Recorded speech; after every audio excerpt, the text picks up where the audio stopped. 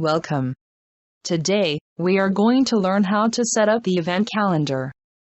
This option can be used to define the auspicious days, dry days, and also to restrict the booking for a particular date for supervisor. Select module Banquets from the PMS. If a user is defining an event calendar for a day which has a booking already done, it will display a message reservation record exists for the given date and time. Select Submodule Setup under PMS. Double-click the option Setup Event Calendar under Setup. Select the property from the drop-down. Enter the name of the event in the name field.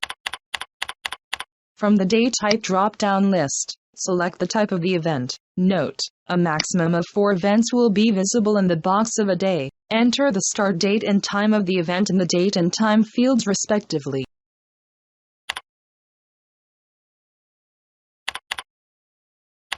Enter the end date and time of the event in the date and time fields respectively.